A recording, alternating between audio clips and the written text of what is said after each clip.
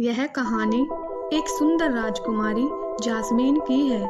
मेहरगढ़ नामक एक छोटा सा राज्य था जिस पर सुल्तान नामक एक राजा का शासन था।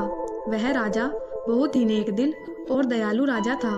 उसकी सिर्फ एक ही बेटी थी जिसका नाम जास्मीन था। जास्मीन बहुत ही खूबसूरत और अपने पिता की तरह नेक दिल रानी थी। वह अपनी प्रजा को बहुत प्यार करती थी। जास्मीन बिल्कुल परी जैसी दिखती थी। जब वह बातें करती थी तो सब ध्यानपूर्वक उसकी ओर देखते थे, क्योंकि जो जास्मीन को एक बार देख लेता था वह हमेशा के लिए उसका दीवाना हो जाता था और उसको हमेशा जास्मीन को देखने की इच्छा रहती थी।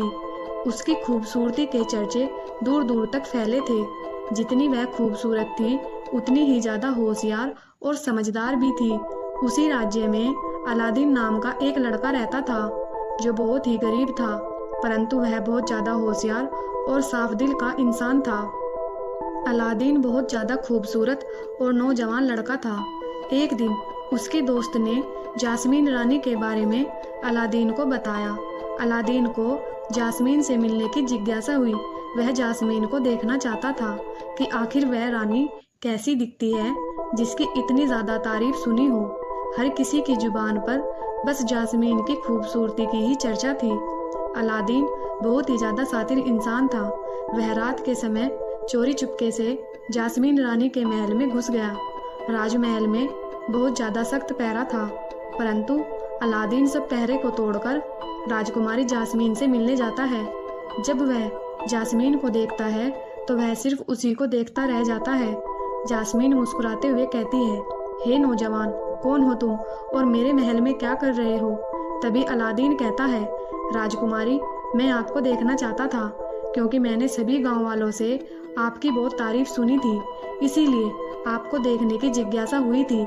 जब जास्मीन ने उसकी बातें सुनी तो वह मुस्कुराई और उसने अलादीन की हिम्मत की दांत दी और बोला कि अब आपने मुझे देख लिया है, अब आप यहाँ से जा सकते हो। अलादीन वहाँ से वापस आ गया। तभी उसको एक चिराग मिला। जैसे ही उसने चिराग को घिसा, उस चिराग से नीली रोशनी निकली और उस नीली रोशनी से एक नीले रंग का अद्भुत इंसान बाहर आया। वह नीले रंग का इंसान एक जिंद था। बाहर निकलते ही जिंद ने अलादीन को देखा और बोला, आप मेरे आका हो, आपको मुझसे 3 इच्छाएं मांगनी होगी। अलादीन सोच में पड़ गया कि आखिर वह 3 इच्छाएं क्या मांगे। तभी उसके मन में जास्मीन का विचार आया और उसने अपनी पहली इच्छा जिंद के सामने रखी। पहली इच्छा ये कि वह एक राजकुमार बन जाए और दूसरी इच्छा ये कि उसके पास भी एक छोटा सा राजमहल हो और तीसरी इच्छा ये कि वह जास्मीन को हमेशा के लिए अपनी बना ले। इतना कहते ही अलादीन चुप हो गया। तभी जिन ने कहा, आका, मैं आपकी 2 इच्छाएं पूरी कर सकता हूँ। तीसरी इच्छा यानी राजकुमारी जास्मीन को पाना, यह आपकी इच्छा पूरी नहीं कर सकता। इसको आपको खुद ही पूरा करना होगा। मैं सिर्फ आपकी 2 इच्छाएं पूरी कर सकता हूँ। अलादीन ने बोला, ठीक है, तुम 2 इच्छा पूरी कर दो। जिन ने अलादीन की 2 इच्छाएं पूरी कर दी। जैसे ही अलादीन राजकुमार बना, वह सीधे राजकुमारी जास्मीन का हाथ मांगने के लिए उसके राजमहल में गया।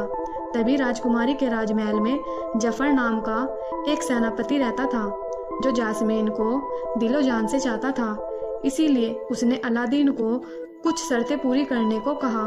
उसने एक कागज पर 10,000 सोने के सिक्कों की मांग की और अलादीन को वह कागज थमा दिया। जफर कोई आम इंसान नहीं था, वह काला जादू करने वाला भयानक इंसान था। उसका मकसद जास्मीन राजकुमारी को पाना और पूरी दुनिया पर हुकूमत करना था। उसके पास बहुत सी भयानक शक्तियाँ थी जिससे वह किसी पर भी हमला कर उसको मार सकता था। जफर का सपना था कि वह उस जिन को अपना गुलाम बना ले और फिर पूरी दुनिया पर अपनी हुकूमत कर ले। इधर अलादीन जास्मीन राजकुमारी से मिलने के लिए जिन को एक उड़ती हुई कालीन देने को बोलता है। जिंद अलादीन को एक उड़ती हुई कालीन दे देता है जिससे वह उड़कर राजकुमारी के महल में जाकर राजकुमारी का हालचाल पूछता है। राजकुमारी अलादीन को देखकर बहुत खुश होती है। राजकुमारी को अलादीन का इस तरह प्यार करना अच्छा लगने लगता है और वह धीरे धीरे अलादीन के प्यार में पड़ जाती है, जिसे देखकर जफर को बहुत गुस्सा आता है और वह अपनी शक्तियों का उपयोग करता है।